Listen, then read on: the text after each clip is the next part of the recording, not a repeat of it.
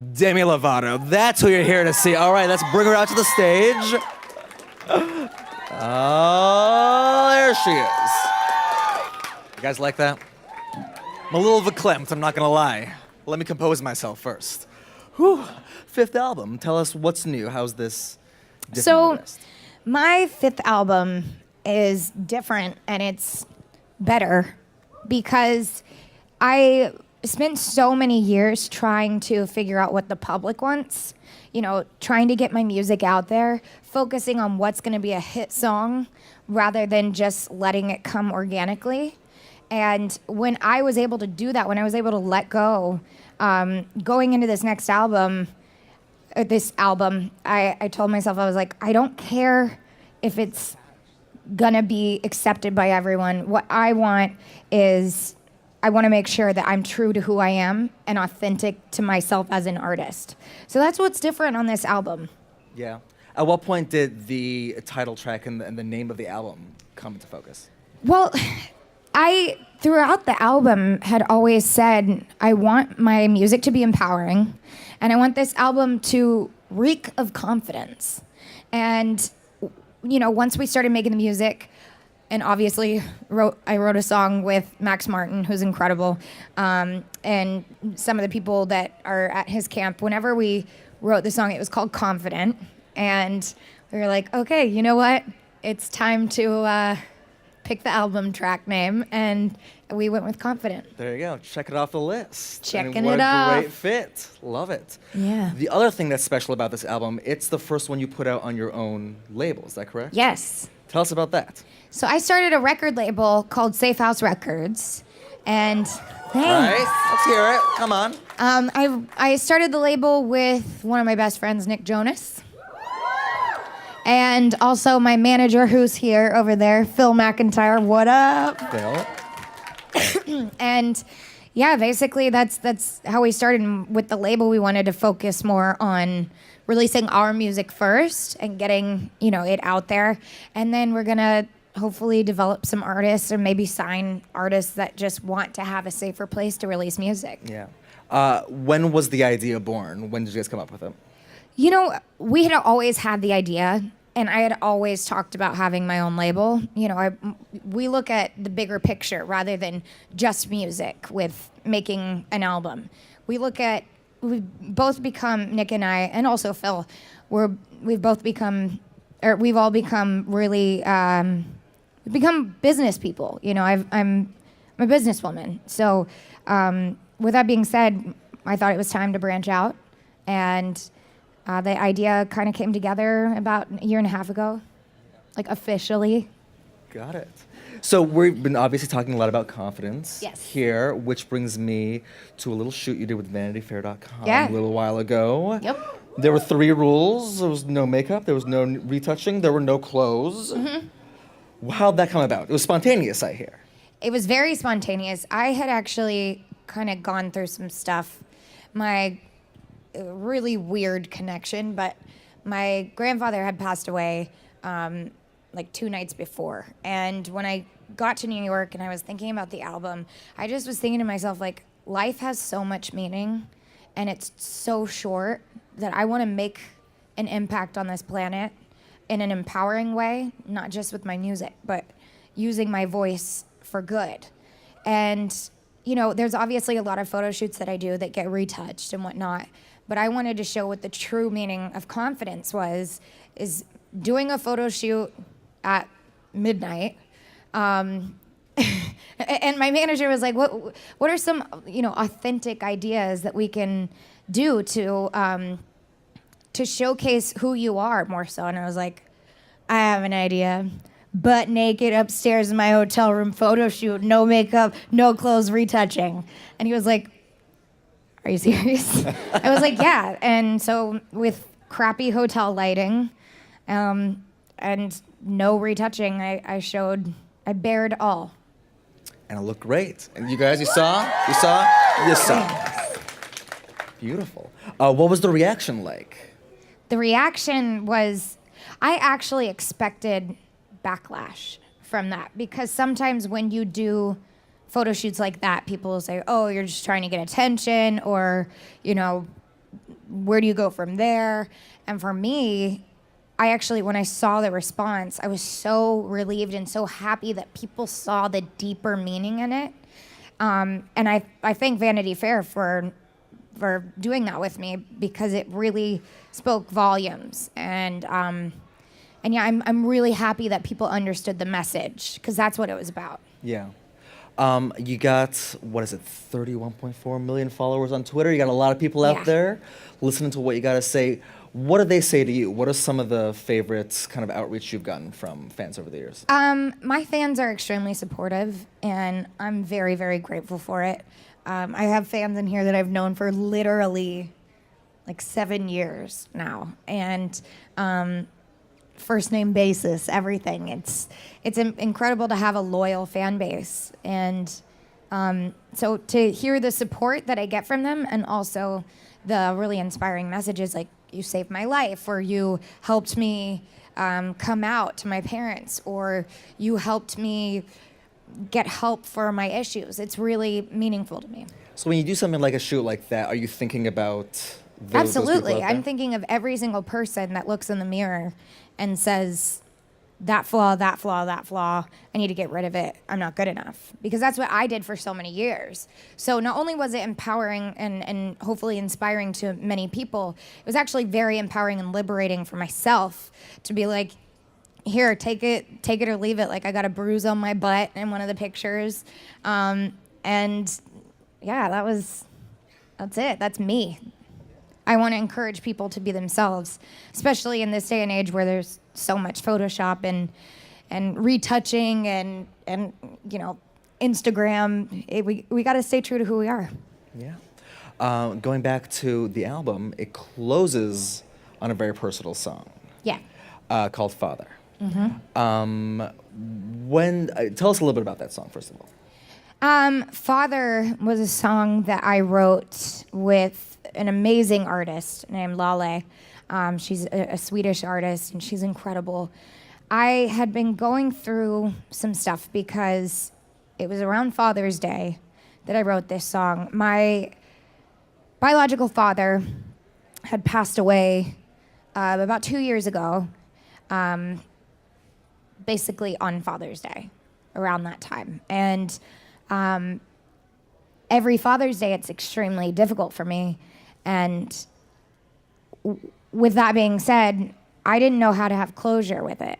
And Syra, who's actually on my album, she's on a song called Waiting For Ya. She's another artist and one of my best friends. And I called her and said, I don't know what to do. What do I do? And she's like, why don't you write a song about it? So I faced my fears and I wrote a song called Father. And what was it like when you're working with another songwriter on something so personal? Because they're seeing a side of you very personally before you put it out in the world. Right.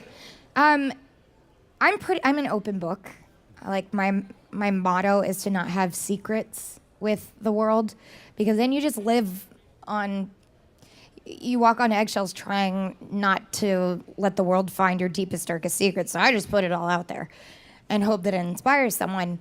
With that situation, Lale and I were sitting in the room, and I just spilled my guts out to her, told her the story. One day I'll tell the story. It's a lot, but one day I'll tell the story. And she kind of let it digest and came to me with the idea, and then I finished the song. That's great.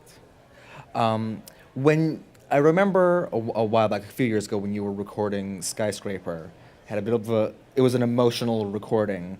When you're doing a song like Father or Stone Cold, the kind of raw stuff, does it get emotional in there? Absolutely. Every time that I record a song, I need to relate to it, whether I wrote it or not.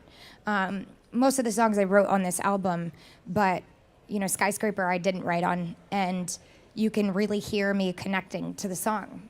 So with that being said, it was very difficult for me to write and record that. Mm-hmm. Father. Yeah. But you're one tough chick, Yeah. right? Let me ask you, what scares you? What scares me? Yeah. I don't like spiders. Spiders. But like, I have a really hard time killing them. Okay. I don't know where that came from, but like recently I saw a spider in my shower, and then I like flooded the shower so it would, go down the drain, and then I started crying. I was on my period. Heightened emotions. But I started crying, and I was like, it didn't deserve to die. And then that's kind of stuck with me every time I go to kill a spider, so I'm just like, let it go. As long as it's not in my bed, then it's crossing my territory. Yeah. And I got to take care of it. Yeah. I don't care for spiders either, but I'll stomp them out. I just think not in my house, I hear you. Yeah. I hear you, but they're just looking for refuge. Okay.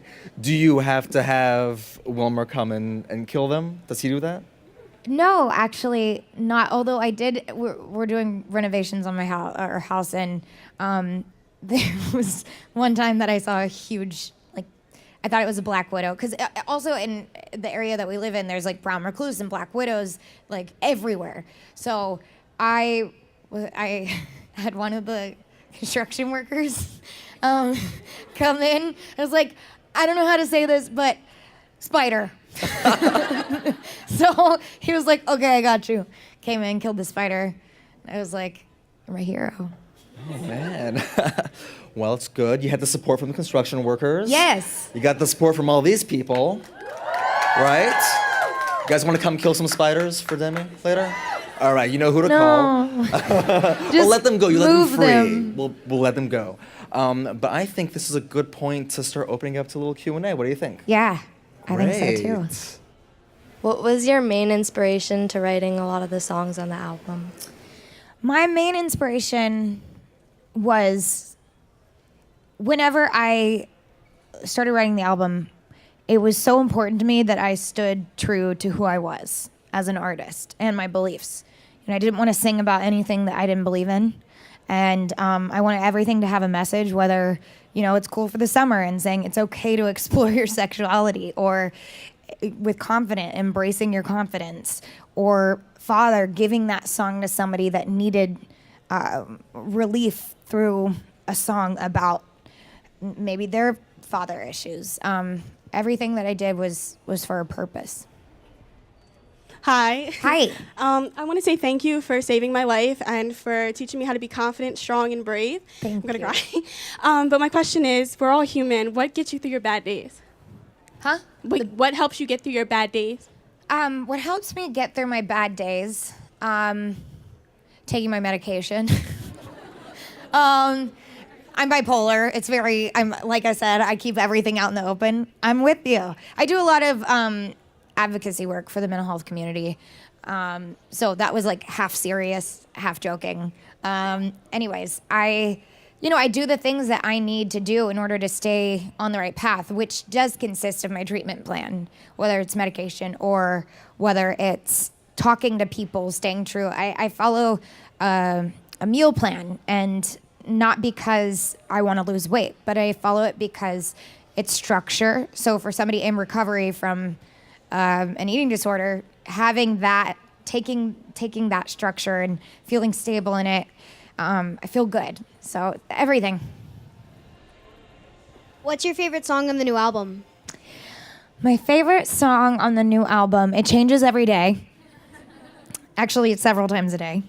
I love, it's like telling a parent to pick their favorite child. It's just not fair. Sometimes you like them more than others. But I'm assuming.